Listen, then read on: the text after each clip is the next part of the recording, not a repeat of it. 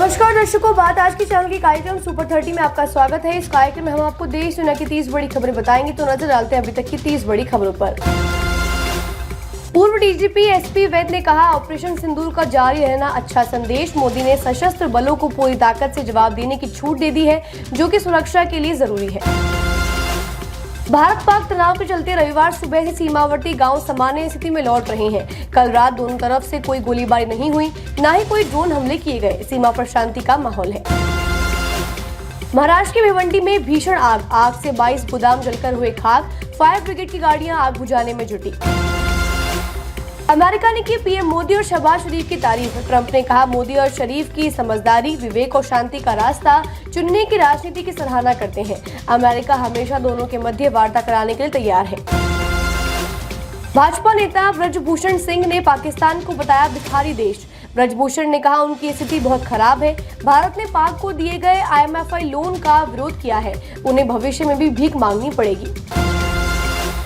Bloch army Pakistan की गर्दन मरोड़ने की तैयारी में। 51 ठिकानों पर ताबड़तोड़ हमले का दावा। BLA ने खुद को आने वाले वक्त में इलाके की एक गतिशील और निर्णायक पार्टी करार दिया। बिहार के विधानसभा चुनाव को लेकर सत्ताधारी RJD, NDA और विपक्षी महागठबंधन दोनों के घटक दलों के बीच की गांठें दुरुस्त कराने में जुटे। NDA के घटक दल जगह जगह कर रहे हैं प्रेस कॉन्फ्रेंस और समन्वय बैठकें। दोनों दिखा रहे हैं एकजुटता का संदेश। यूपी में 350 से अधिक अवैध धार्मिक स्थलों पर बड़ी कार्यवाही। योगी सरकार ने चलाया पीला पंजा। योगी के आदेश पर अवैध कब्जा। नेपाल सीमा से लगे जनपदों में सरकार ने अवैध रूप से बनी मस्जिदों, मजारों और मदरसों के खिलाफ की कड़ी कार्यवाही। कोई भी भारतीय पायलट हिरासत में नहीं, हमारे एक विमान को ही पहुंचा नुकसान। पाकिस्तानी सेना का कबूलनामा। पाकिस्तान के नौसेना, एयरफोर्स और सेना के अधिकारियों ने साझा प्रेस कॉन्फ्रेंस में माना कि भारत के साथ भिड़ंत में उसके एक विमान को नुकसान पहुंचा। जहां भारत ने चाहा वहां मारा। आसिम मुनीर की सेना की पिटाई की पोल खोल रहे हैं पाकिस्तान से आए 10 सबूत। कई तस्वीरें और वीडियो सामने आए जिसमें आसिम मुनीर की सेना की पोल खुल गई है। 7 से 10 मई के बीच LOC पर पाक सेना के 40 जवानों को किया गया ढेर।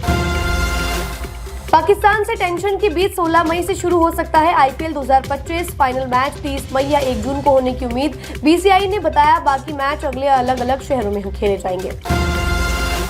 DGMO वाइस AN प्रमोद ने खुलासा किया कि भारतीय नेवी कराची पर हमला करने के लिए तैयार थी।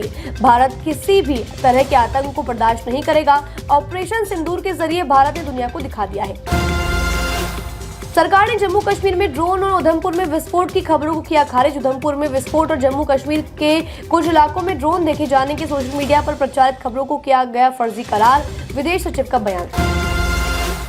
ऑपरेशन सिंदूर के बारे में आपत्तिजनक स्टेटस लगाने के आरोप में महिला के खिलाफ दर्ज मामला। महिला ब्यूटी पार्लर का काम करती है। महिला ने WhatsApp पर सरकार पर किए भद्दे कमेंट्स। अमेरिका के मिलवॉकी में इमारत में आग लगने से 4 लोगों की हुई मौत, 4 अन्य हुए घायल। आग के कारण अब 85 फ्लैट वाली यह इमारत बुरी तरह जल गई। 200 लोगों को किया गया विस्थापित। भाजपा प्रवक्ता संबित पात्रा ने कहा, मोदी ने जो बदला लेने की बात कही उसे पूरा किया। पाक के 30% एयरबेस किए खत्म, 11 एयरबेस किए खत्म। कांग्रेस नेता KC वेणुगोपाल ने उठाया सवाल, क्या शिमला समझौते का उल्लंघन हुआ है। ट्रंप के बयान का जिक्र करते हुए कहा, पीएम मोदी को स्पष्टता के साथ सामने आना चाहिए। पीएम मोदी के आवास पर हुई सुरक्षा बैठक। राजनाथ, जयशंकर, अजीत डोभाल और CDS अनिल चौहान हुए शामिल। तीनों सेनाओं के अध्यक्ष और विदेश सचिव मिस्री भी बैठक में रहे मौजूद। कांग्रेस सांसद प्रमोद तिवारी ने भारतीय सेना को बताया शक्तिशाली। पाक की हर नापाक हरकत का तुरंत जवाब देने में माहिर है सेना। एक दिन में ही दूसरे दुश्मन देश पर हावी हो सकती है सेना। केंद्रीय मंत्री प्रहलाद जोशी ने कहा, भारत सरकार ने सभी विपक्षी दलों को हर बात की सूचना दी। पाक से तनाव की सभी बातों में ट्रांसपेरेंसी रखी गई। लोकतंत्र की स्वस्थ परंपरा को भी मेंटेन किया गया। पाकिस्तानी विस्फोटकों को निष्क्रिय करने में जुटी भारतीय सेना। पाक द्वारा की गई गोलीबारी में कई विस्फोट नहीं फटे थे। सीमावर्ती राज्यों की पुलिस और सेना लगी निष्क्रिय करने में।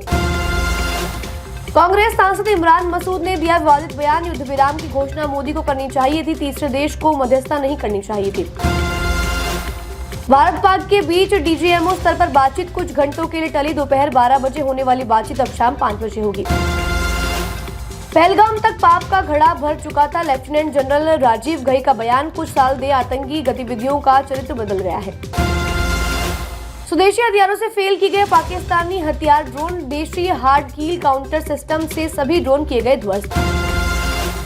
इंडियन एयरफोर्स अगले मिशन के लिए तैयार है। Air marshal A.K. भारती ने डीजी ऑपरेशन के एक सवाल के जवाब में दोहराई रामचरितमानस की पंक्तियां, कहा हम सदा तैयार हैं। बुद्ध पूर्णिमा पर पीएम मोदी ने दी लोगों को शुभकामनाएं। मोदी ने कहा सत्य, समानता और सद्भाव पर आधारित उनका संदेश मानवता के लिए मार्गदर्शक रहा। ठाणे के व्यापारी से जीएसटी में 4.5 करोड़ रुपए की धोखाधड़ी, व्यापारी से 25 करोड़ का लेन देन कर जीएसटी नहीं चुकाया, पुलिस में शिकायत हुई दर्ज।